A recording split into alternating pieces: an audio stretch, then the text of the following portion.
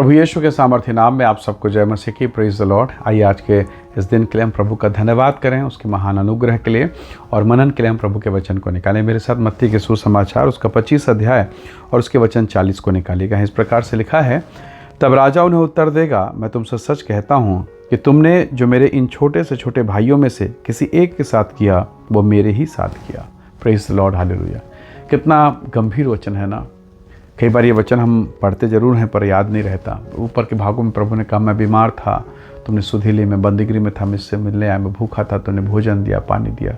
कई प्रकार की बातों को बताते सिखाते हो। अंत में यीशु मसीह ने कहा, जो कुछ तुम इन छोटे से छोटे के साथ करते हो वो मेरे साथ करते हो। मसीह जीवन में चलते चलते कई गलतियां हमसे होती हैं। कलीसिया के बीच में, चर्च के बीच में, अपने लोगों के बीच में रहते, परिवार के बीच में रहते, कई गलतियां हम करते हैं। कई बार हम अपने आप को सोचते हैं कि मैं श्रेष्ठ हूँ, कभी सोचते हैं कि मैं आशीष क्यों नहीं पा रहा हूँ। मैं इतना प्रार्थना करता हूँ, मैं इतना उपवास रखता हूँ, प्रभु की उपस्थिति में चलता हूँ, क्या कारण है? क्या कारण है कि मैं आशीष नहीं पा रहा हूँ? वचन कहता है, तुम जो छोटे से छोटे के साथ करते हो वो मेरे साथ करते हो। कई बार हम अपने व्यवहार के द्वारा, अपने बोली भाषा के द्वारा हम दूसरों को तुच्छ समझते हैं, दूसरों के साथ बुरा बर्ताव करते हैं। कई बार हमारी आदतें, हमारे व्यवहार हमें पता नहीं चलता। कई बार ऐसा होता है ना कि आप गाड़ी चला रहे हैं और अचानक से आपके मोटरसाइकिल से, आपके कार से किसी को ठोकर लग गया, वो गिर गया, आपको पता ही नहीं चला, अनजाने में हो रहा है। कई बार मसीह जीवन में हमसे अनजाने में बड़ी गलतियां होती है और हमें पता ही नहीं है कि हमारे जीवन के तरफ कौन ठोकर खा रहा है, किसको बुरा लग रहा है, किसको क्या लग रहा है। प्रभु के लोगों ऐसे दशा में, ऐसी परिस्थिति में हमें सचेत होने की आवश्यकता है, क्योंकि जो हम दूसरों के साथ कर रहे हैं वो वास्तव में हम अपने प्रभु के साथ कर रहे हैं। वो भी प्रभु के लोग हैं, वो भी परमेश्वर के लोग हैं। और वचन हमें सिखाता है कि एक दूसरे की सहायता करें।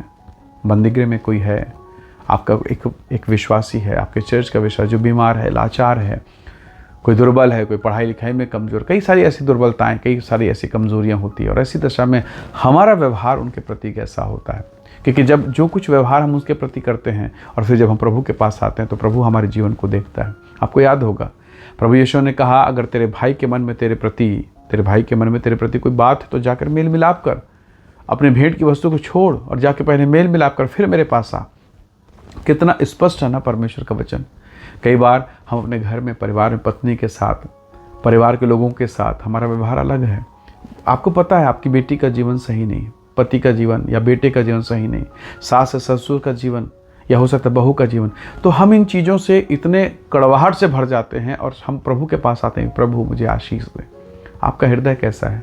जरा कल्पना कीजिए, कुम्हार जब एक मिट्टी के घड़े को बनाता तो मिट्टी से सारे कंकड़ पत्थर को निकालता है, एक एक छोटे से कंकड़ को। क्यों? क्योंकि उसे पता है अगर ये कंकड़ के साथ में अगर ये घड़ा बन गया और इसे भट्ठे में डाला जाएगा, जैसे आग की तपन होगी ये कंकड़ फूटेगा और ये घड़ा छेद हो जाएगा। वो कंकड़ वो अगर उसके साथ रहे तो नहीं चल पाएगा। कई बार हमारे साथ भी वैसा होता है कि हम अपने जीवन में बहुत सारी चीज़ों को रखे हैं और हम परमेश्वर के पास आते हैं। परमेश्वर चाहता है कि हम उसे साफ़ करें। क्यों वो चाह रहा है? कि वेदी में आने से पहले अपने आप को साफ़ करें। परमेश्वर के लोगों, कई बार हम अपने ही घर में, अपने ही परिवार के बीच में कई प्रकार के ऐसे कामों को करते हैं जिससे देखकर परमेश्वर का आत्मा शोकित होता है। प्रभु से मांगे कि प्रभु तेरा स्वभाव मुझे मिले, तेरा व्यवहार मुझे मिले। प्रभु का वचन हमें सिखाता है जैसा मसीह यीशु का स्वभाव, गलाती की आपने पढ़ा गलाती की किताब में, विशेष करके इफिसी के 2 अध्याय में, कि जैसा मसीह यीशु का स्वभाव वैसा तुम्हारा स्वभाव होना चाहिए। तो प्रभु के स्वभाव में कैसे आएंगे? नहीं, ये एकाएक नहीं होगा, ये अंश अंश करके धीरे धीरे होगा। और तब आप मसीह के लिए, दूसरों के लिए आशीष और महिमा का कारण बनेंगे, अपने घर के लिए ब्लेसिंग का कारण बनेंगे। परमेश्वर का दास, परमेश्वर का सेवक इस बात को प्रकट करता है। पौलुस ने इस बात को कलीसिया को कहा, जैसा यीशु का स्वभाव वैसा तुम्हारा हो। क्या हम यीशु के स्वभाव में ढल सकते हैं? बिल्कुल, तभी तो लिखा है। तो प्रभु के लोगों, ये धीरे धीरे परिवर्तन होगा। एक दूध जब दही में परिवर्तित होता है उसे फटना पड़ता है, अपने आप के, अपने स्वरूप को, अपने व्यवहार को, अपने मिठास को छोड़ना पड़ता है और एक नए स्वरूप को धारण करना पड़ता है। हम में भी संसार का स्वरूप, संसार की आदतें पाई जाती हैं, पर हम मसीह के साथ रह के मसीह के स्वभाव में परिवर्तित होते हैं और दूसरों के लिए आशीष के कारण होते हैं। हालेलुया। सो परमेश्वर से प्रार्थना करें कि हमारे आसपास में जितने परमेश्वर के लोग हैं, हम उनके लिए आदर्श बने, हम उनके लिए आशीष का कारण बने। निश्चय जानिए, जब आप ऐसा करेंगे आप स्वयं आशीष पाएंगे। अब्राहम को कौन सी प्रतिज्ञा मिली? परमेश्वर ने अब्राहम से कहा, जो तुझे आशीष देगा मैं उसे आशीष दूंगा, जो तुझे कोसेगा मैं उसे श्राप दूंगा। इसका मतलब अब्राहम की आशीषें हमारे भी, हम अब्राहम की संतान। यदि आप किसी को कोसेंगे तो क्या होगा? हमें उल्टा श्राप मिलेगा। यदि किसी को आशीष देंगे क्या होगा? हमें उसके बदले बड़ी आशीष मिलेगी। हालेलुया। इसलिए क्यों ना हम सबको ब्लेस करें, पत्नी, बेटा, बेटी, घर परिवार, कलीसिया, पास्टर को, कलीसियाओं को ब्लेस करें, ताकि उसके द्वारा हमें आशीष मिले।